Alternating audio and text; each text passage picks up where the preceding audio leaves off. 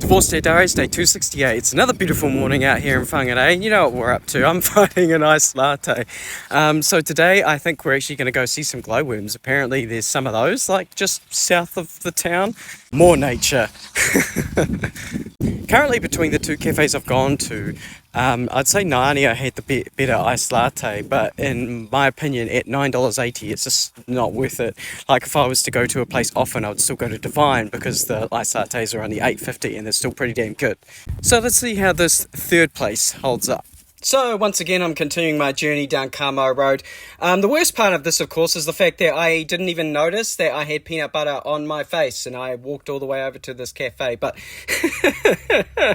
anyway, eventually I made it down to Hello Pickle, and the first thing I noticed was there's a fucking line. I don't think I've ever had to wait in line for coffee before.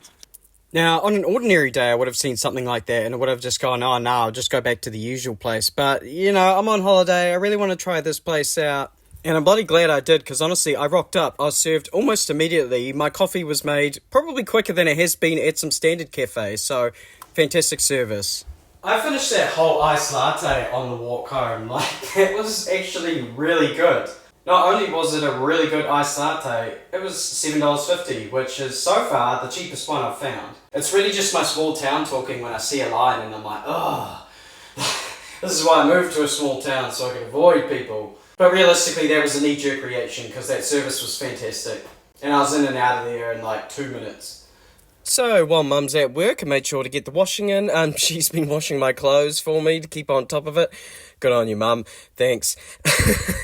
And, of course, Roxy came out to help. And because I knew it was going to be a little bit of a wait for lunch, I ended up trying some of her lemon slice as well, which was absolutely divine, and I'm going to need to get her recipe from her. I do love me some lemon-flavoured baking, but once you go home from work, it was in the car and then down State Highway 1 till eventually we reached Waipu. It's also really hard not to make jokes about that name. I'm sure my kids would have loved to visit a town called Waipu, but but we made sure to visit McLeod's Pizza Barn and Brewery. So this is where they brew all the McLeod's beer. Personally, I've never actually tried them, but I know that my sister is a big fan. And they were absolutely slammed, like most other places we've been to over this holiday. So when we got there, we had to be shifted to a waiting area and wait for a table to become available. But while we did that, of course, we had a look at the menu, had a look at the beers. I noticed they had some seasonal beers. In particular, I usually just go for a lager because I'm basic like that. So I made sure to try the Northern Lights lager, which I thought was really easy to drink. I would quite happily buy some more of that Northern Light lager. But when we had a look at the menu, they've got some, like, I guess, normal dishes, but they call themselves a pizza barn, so, you know, you got to try the pizza. So we ordered the Globetrotter, which is a venison sausage pizza, and the Cooper, which is a Herbie chicken pizza. Now, they're $20, they're small pizzas, but as you can see, they absolutely pile the toppings on. It almost feels more like you're eating an open-top burger. So even though it's $20 for a small pizza, you get so much toppings. Probably, you end up getting $20 worth of toppings. And they were really good pizzas too. Great flavour, nice and crispy base. I honestly couldn't even finish a whole one, even though it was small, just because of how much stuff they put on it. But then it was on to the gravel road because we're heading to the glowworm caves. As you can see, yes, it is a gravel road. It goes for a few k's. It's very thin. This is your first challenge when going to see the glowworms, is actually getting to the glowworms. And there is this main, like, Milky Way cave, I think it's called. But we're not going to that one. We're going to this little cave run by Doc. It's entirely for free, and all the signage points to the Milky Way, which is a business. So you've effectively got to go past their business to find this little cave.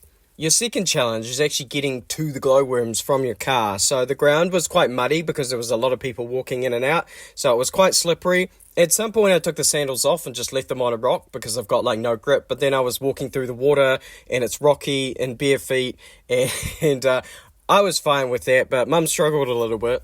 The next challenge you'll face is the people, because the glowworms, they glow in the dark, right? You're supposed to turn all the lights off so you can see the glowworms. And because it's so dark, everyone's walking around with a torch. I literally saw one guy with a headlamp on looking up at the glowworms with a headlamp on. Brother, turn the headlamp off and then you actually get to see these starry nights. Honestly, I would absolutely recommend this experience, though. It's a once in a lifetime experience. You walk into a cave, you look up, and there's these little glowing dots, and it's kind of like you're looking up at the Milky Way at night time. Every time you look up, it's like looking at constellations, at the branches of some great glowing tree. I couldn't really capture it on camera, and I did fall into a hole at some point. So did Mum as well, so we got a bit muddy. But then on the way home, popped over to Tupu's, also known as Ruakaka, just so we could have a look at the beach and have a quick walk around there. And I was kind of feeling like a nice drink at this point, but most of the cafes around here are shutting at like 2 p.m, 3 p.m. So I just popped into the world's most scenic dairy and made sure to grab myself an ice block. And I will catch you on the flip side.